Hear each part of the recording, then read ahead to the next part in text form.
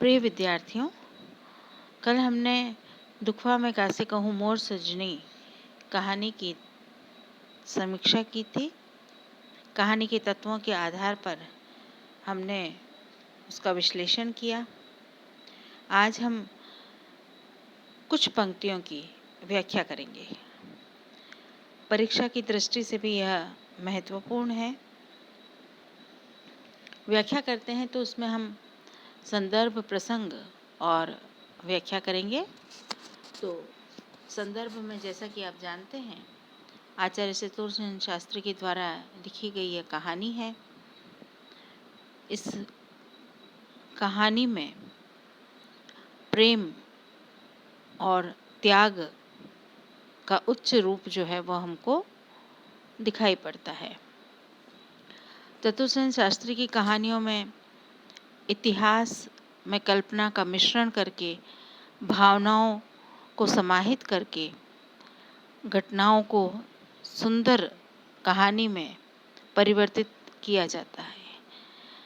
ये रचनाकार का कौशल है कि वह अपनी कहानी को प्रेम और रोमांस के तत्वों से ऐसा बुनता है कि कहानी में एक जिज्ञासा, कौतूहल, रोमांच के साथ साथ उसको पढ़ने की अनुभूति जो है बनी रहती है। इस प्रकार चतुर्सेन शास्त्री के साहित्य में, कथा साहित्य में हमें इतिहास, दर्शन और जीवन की घटनाओं का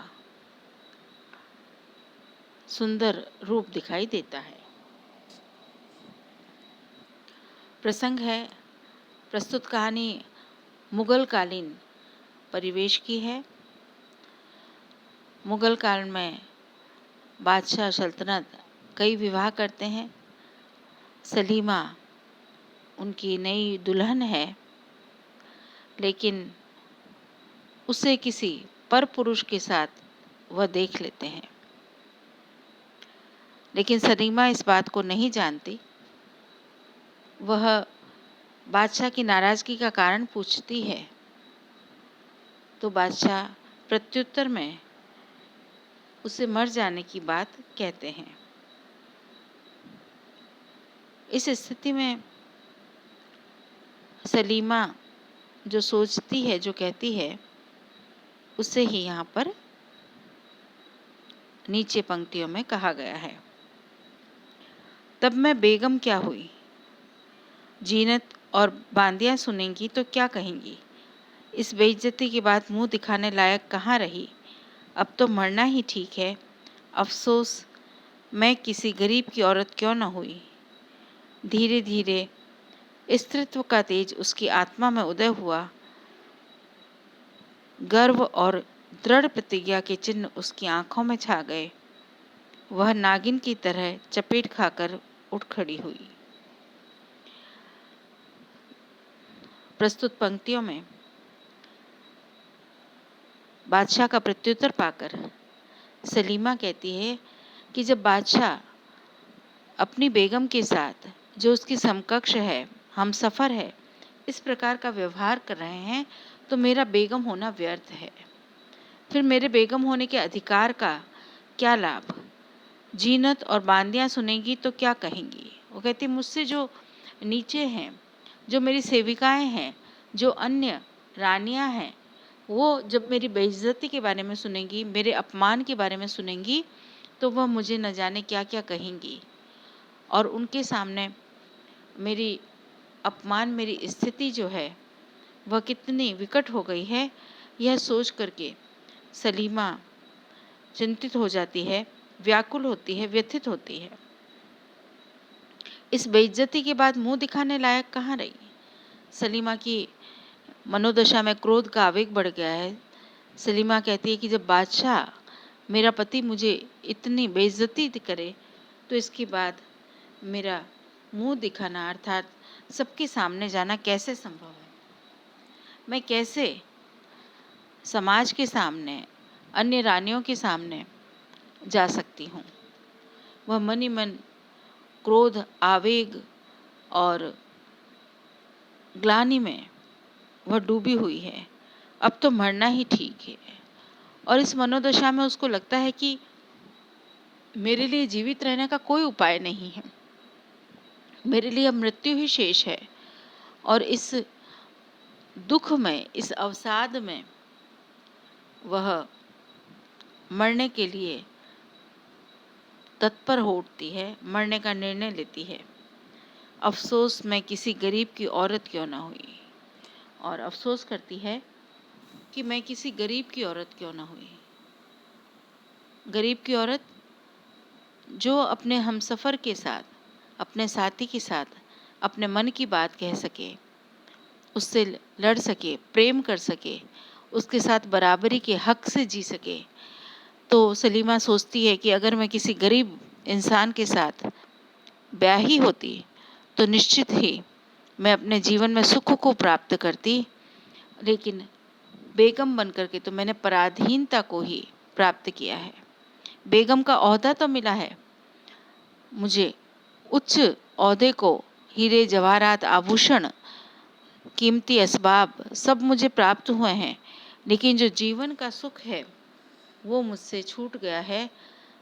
यदि अच्छा होता कि मैं किसी गरीब की बेगम होती तो मुझे जीवन का कुछ सुख, जीवन का स्वाधीनता, मुझे मेरा गर्व, मुझे मेरा अस्तित्व प्राप्त होता।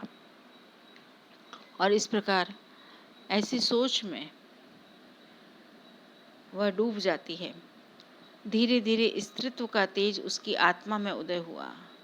और लेखक कहते हैं कि चूंकि सलीमा निर्दोष है, उसके पास सत्य का तेज है और उसके स्त्रीत्व की, उसके भीतर उसके पतिव्रत की एक तेज है, तो जब पति उसको ठुकराता है तो उसके भीतर का वह जो तेज है, उसकी आत्मा में जो उसकी सच्चाई है वो उदय होने लगती है।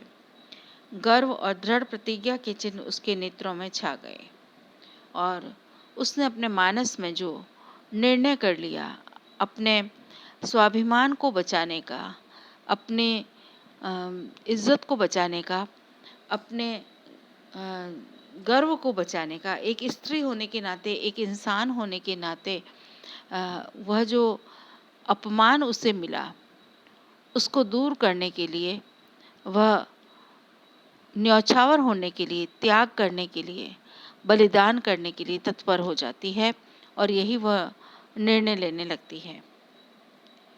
वह नागिन की तरह चपेट खाकर उठ खड़ी हुई। जैसे नागिन क्रोध में भर करके वार करती है, वैसे ही सलीमा क्रोध में भर करके और चोट खाई नागिन की भांति ही उठ खड़ी होती है और बादशाह को पत्र लिखती है।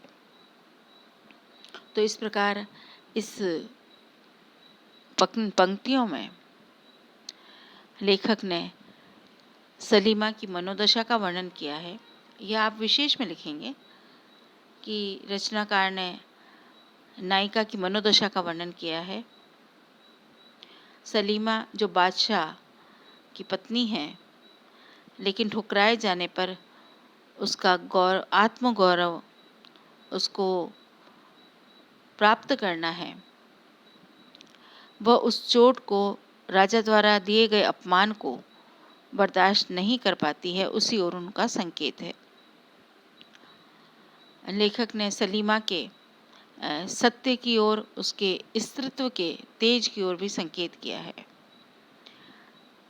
इन पंक्तियों में भाषा के माध्यम से सलीमा की मनोदशा का पूरा चित्रण हमारे सामने आ जाता है, एक चित्रात्मकता सी उभर जाती है और सलीमा का एक दृश्य हमारे समझ स्पष्ट होने लगता है।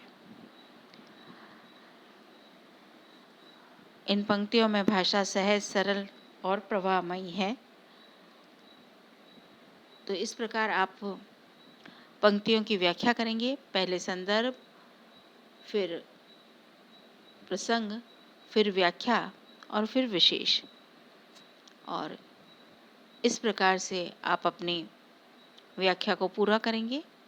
एक व्याख्या पीडीएफ में आपको दी जाएगी ताकि उसके आधार पर आप अपनी व्याख्या को लिख सकें और उसका अभ्यास कर सकें। धन्यवाद।